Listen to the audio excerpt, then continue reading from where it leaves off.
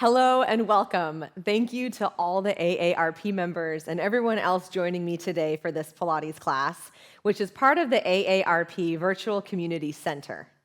I'm Erin Wilson, and today's class will be focusing on whole body strengthening exercises.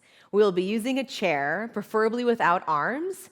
Your chair will slide around in many of these exercises if it is not on a mat or a sticky surface or positioned against a wall or a heavy piece of furniture, so make sure you put that in place. Be sure to consult your doctor before starting a new exercise regimen.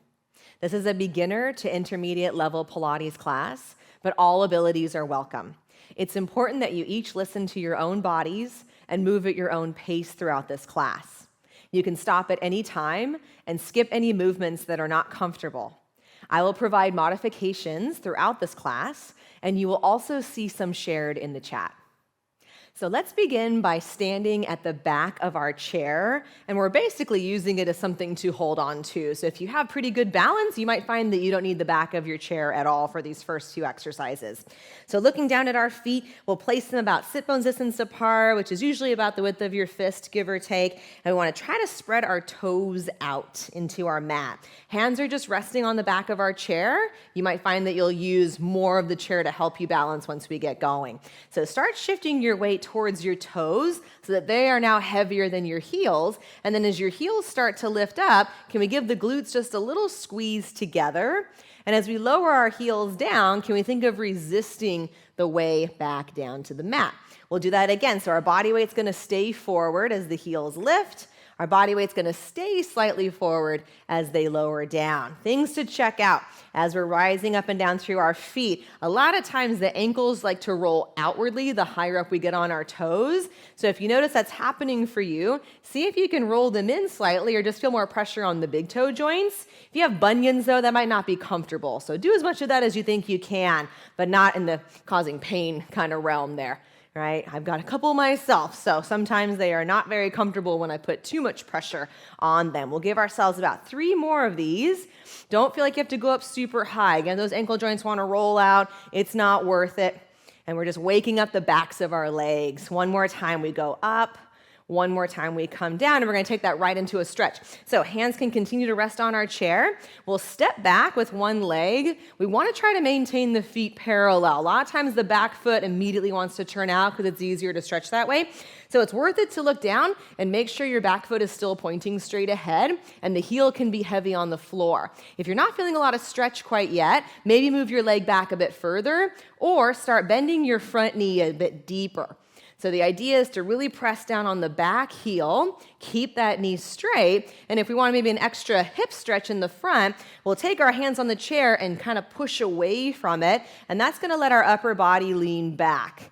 So a little 2-for-1 action could be going on here. I got the calf stretch. My calves are generally tight. Always going to feel that in my body. If you don't have tight calves, you might be feeling more of the hip stretch here in the front of the leg. If you're leaning back, let's take our weight forward. Let's peel the back foot off the mat, place that guy underneath our hip, step back with your other foot. Where it lands might be just fine. Make those adjustments. Look down, right? If you have a tighter leg than the other, which we all do usually, that foot might be the one that wants to turn out more. Same thing as before. If I'm not feeling a big stretch yet, slide the foot back a little further, bend the front knee a little deeper. And if we want to go for that additional hip stretch, we'll push away from the chair. And it's just a small leaning back, but you could try to breathe in. Might even be a nice way to stretch out the lower abdominal muscles. That's a usually tighter area as well in our bodies. If you're leaning back, we'll come forward towards our front leg, just an easier way to get out of there, and we'll step that foot together. Last thing we're gonna do, mobilizing our joints, is to get into the inner thigh muscles and get a little bit deeper into the hip joints. So we're using our chair once again just as something to hold on to. If you don't need to, balance is fine today. Feel free just to put your hands on your pelvis. So we'll come into a small V, stay fairly close to the chair. We'll take a step out to the side. We're gonna bend that knee and then send your pelvis back. Now, the lower your chest gets to the floor and the further your pelvis is going back, usually the bigger the stretch is on the straight leg. You could also play around with turning this foot out or even turning it more in if you're not feeling too much there. If none of those work, you might not be tight in that part of your body, so that's fine. We're going to come out of that one, and then we can turn around the other way, or if you have enough room next to your chair, we're just going to bend our opposite knee, go towards the chair. Same thing, push your pelvis back. The flatter our back is, the more we're going to feel the stretch, if there's a stretch to be felt, in the opposite leg. All right, we're coming all the way back up. We'll do that one more time to each side, and then hopefully we'll be ready to go and get into some of the strengthening exercises on the chair. So here we are, one more stretch on the first leg, and we'll come back up. And then one more time, bend the second knee, really push your butt back if you're not feeling too much. It's a nice way to hopefully get some more connection there. And then we'll stand up all the way. All right, we are going to be sitting in our chair next. So depending on the width of your chair, and the width of me, I'm going to determine where I need to sit in order to be able to stand up and sit down in a pretty brisk pace. So if our feet are in a width that would naturally feel good for us to stand up and feel like we have control and strength there, that's where we're going to put our legs. Generally speaking, shoulder width apart, maybe a little bit of a turnout in the feet. Come towards the front edge of your chair. This is where you might need to hold on to something, but we're going to lean forward. So we're in that hip hinge position, and as we're ready to stand up, we just want to see what that feels like. Pretty easy usually, but as we sit back down, that could be a little less familiar feeling, or that might be where we're a little bit unsteady. So we're going to stand up. We do this all day long, but generally speaking, when we go to sit down, sometimes we put our hands down on the arms of the chair, or I'm looking behind me, or it's a couch. Don't have to really worry about making it. Okay, my chair's pretty narrow, so again, if you're working with a narrower chair, maybe every once in a while look back, just make sure that you know that you're sitting on it well. Next phase is going to be to add a little bit of a hop or a little bit of a jump to this. So if sitting and standing is where you're at today, continue doing this movement. Otherwise, we're going to add a little bit of a jump every time we stand up. Pump the arms, or feel free to just keep your hands on your pelvis. So let's hinge forward. As we stand, we're going to jump. As we land, we're going to sit. Let's try one. Here we go. Up and sit. And up and sit. If that feels safe, great. If you know jumping is not a good thing for your joints at the moment, or even just today, knees are feeling weird, just continue with the squats. Okay, if we are jumping and I have bare feet, I really want to feel my feet rolling through. So heels up to the toes, toes back to the heels. You want to be conscious of that even if you have shoes on. Let's give ourselves 5 more. If you're doing the regular squats, it might be a little slower right now than the jump. And we're going for 2. And we'll get 1 more right here. All right, staying on our chair. The next exercise, again, the depth of your chair might make a difference as far as where your hands should be positioned. So move around. We're going to walk our feet more forward. Try to sit right on the edge of the seat. This can be a little tricky feeling initially. And then if you have tight shoulders, the chair might not be the exercise for you today for this particular exercise. This can be done on the floor. You could even go to a wall and do some wall presses with your elbows pointing down, right? So make sure it works best for your shoulders first. We're going to wrap around the sides of the seat, palms facing in. And then as we bend our elbows, we want to make sure that we can lean back. And the elbows, if they're hitting your chair right away, you might want to come a little more forward, or again, the chair might not work for you today. Come to the floor. If we can get our butt off the seat, we're going to walk our hands a little bit closer to the front.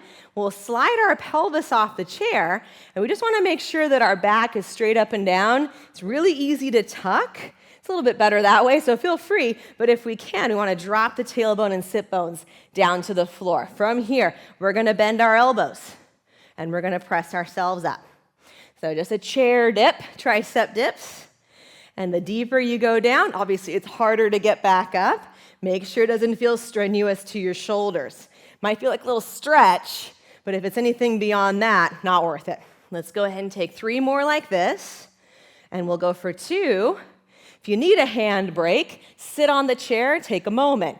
If we want to add on, continue doing these, or walk your feet a little closer together. Bend our elbows, and as we straighten them up, we're going to kick one leg out, put our foot down, bend them again, kick the other leg. So now we're just upping the ante. How much more weight can we put on our arms? And we're also building some more coordination. We'll do 2 more on each side. Stop anytime. And push. 1 more on each side. And last one here. Okay, put your foot down, have a seat, and then just let your wrist flex over the other way. You could even press down on one, press down on the other, shake out our arms a bit. Standing up from there, we'll turn to face the chair, and then we want to figure out where we should be depending on if we're going to pick up the chair or not. So if our chair is light enough or a good weight for us to lift it up with, go ahead and try these. If the chair is a little too heavy or a little too awkward, feel free to pretend like you're picking the chair up instead. So we want to find our squat stance, send our pelvis back. As we bend our knees, I'm going to reach and grab the chair. This is where I'm going to option to pick it up as I stand, stick our butt out again, put the chair down, leave it down there, and stand again. So if that's a good option for you, stick with that. If not, grab the chair, pretend like you're gonna pick it up, don't, and then come back up again. Here we go. Pelvis goes back, knees bend, grab the chair. As I lift it, can I pull my abs in a little bit? As I put it down, keep pulling my abs in, and then let it go and stand. Sit back, bend the knees, grab the chair, abs pull in as we stand up, keep pulling them in to put the chair down, and up we go. So, because the chair is a little bit out in front of us, right? This is a really good functional movement because how many objects are directly in between my legs when I go to pick them up? Not too much, right? So generally speaking, we're reaching out a bit whenever we lift up an object, and that can be very challenging for the back. So we want to pull our stomach muscles in as soon as we pick up the chair and give our back some support that it needs from the front of the body as well. Let's give ourselves 3 more here, and up. Stick your butt out every time. It's my mantra for life. And we go 2 more. And lift. And sit back. 1 more time if we've got the stamina for it. Bring it up. Put it down. And we'll leave it right there. Okay. If your chair has a hard surface, some of these next exercises might be not as comfortable for your forearms, for your elbows. So if that's the case, you get into the position and you find that it's really bothersome for your arms, you can drape a towel or anything kind of thin like a blanket, as long as it feels safe. Go ahead and drape that over your seat. I feel fine on this chair personally, so I'm going to opt to not do that. So we're going to be coming down, and again, this is where the width of the chair might make a difference. All of these exercises can be done on the floor or against the wall. I have the option on this chair to wrap my hands around the back of it, so if that is your chair setup, feel free to do that as well. And the further back you are away from the chair, the harder and harder this exercise has become. So we're going to keep walking back if we can into a full plank, and then just feel your position for a few moments.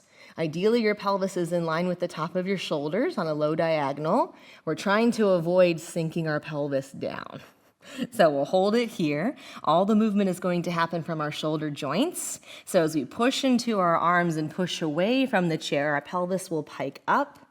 As we pull ourselves forward, we're going to pause when our shoulders are more or less under our elbows and we're in that long line again. So push away from the seat, pike your pelvis up. Pull yourself forward, find your long plank. If the legs are closer together, sometimes that's easier because you can use the strength from your inner thigh muscles squeezing together. But that might feel a little more challenging if you have tighter hamstrings. So feel free to separate your feet wider if that allows your knees to stay straighter throughout the movement. We're going to give ourselves 2 more here. So we breathe to push away and breathe to pull ourselves forward. And just 1 more time, breathe to push away. And 1 more time, we come forward. From here, we're going to walk our feet towards the chair. And just come up, shake your arms off for a few seconds. You have the option to be on your forearms again for the next exercise. Otherwise, we're going to attempt to wrap our hands around the seat of the chair. If your wrists say don't do that, this can definitely be on the forearms. Again, all of these can be done on the floor or also against the wall. So we'll wrap our hands around the sides of the chair. Same thing as the last exercise. The closer my feet are to the seat, Easier, if I keep going further back this way into our long plank, this is going to be the most challenging setup.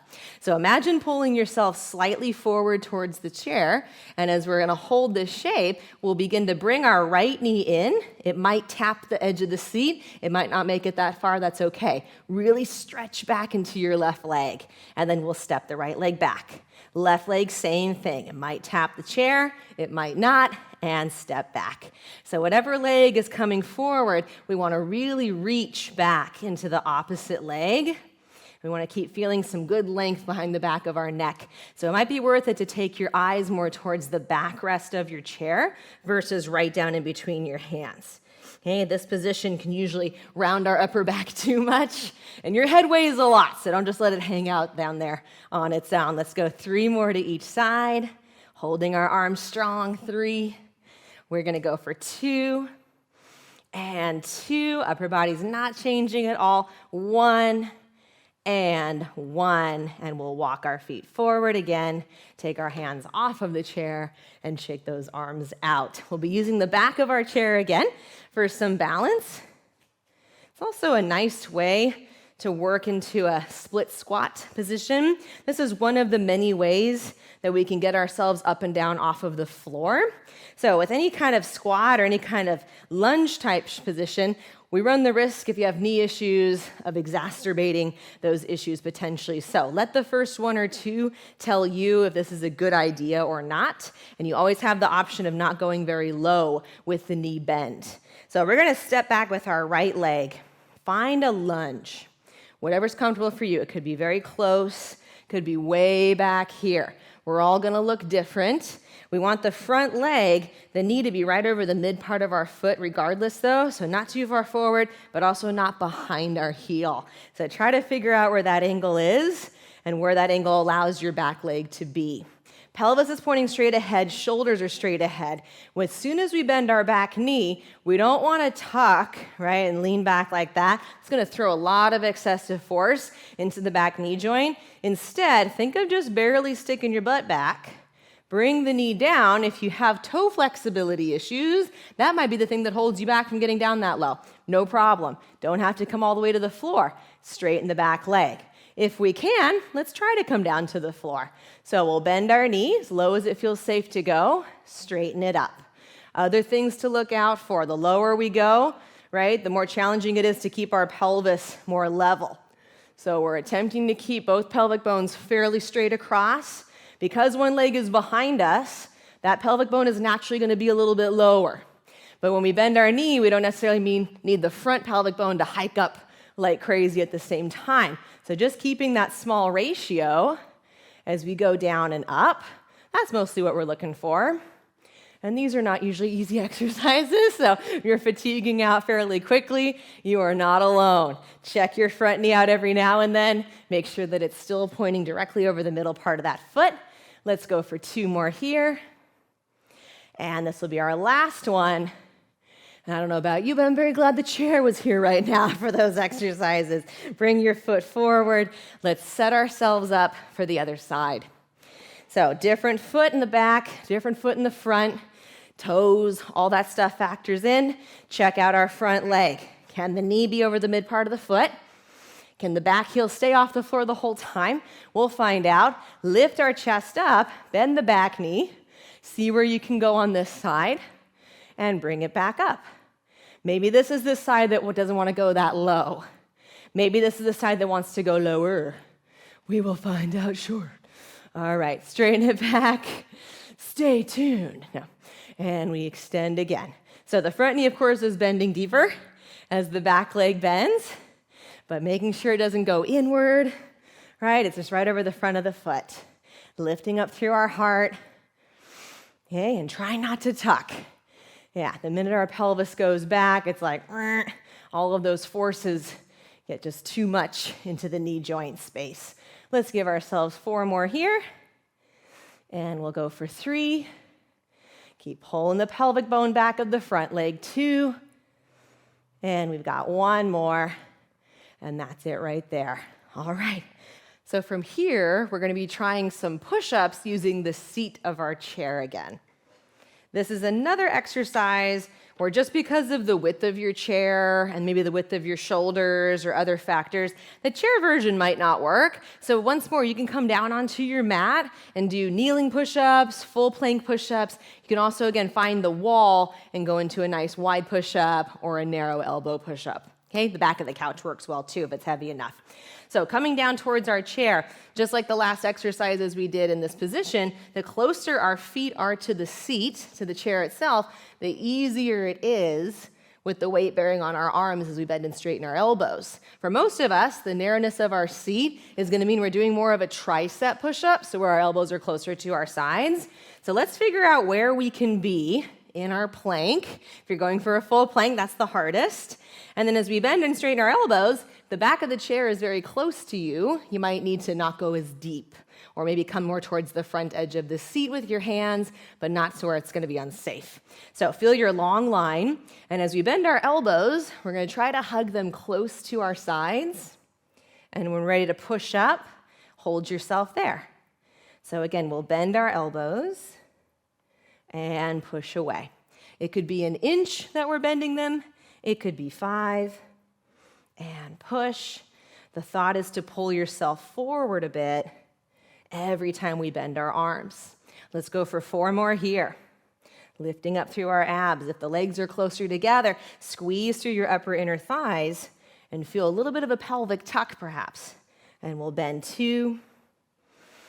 And 1 more time. Push away, and we'll walk forward again. The next series of exercises, we're going to be putting our feet on the seat of our chair. So if you need a pillow or anything else to help support the back of your head and neck, we will be laying down. Go ahead and organize that for yourself right now. So make your way down onto the mat.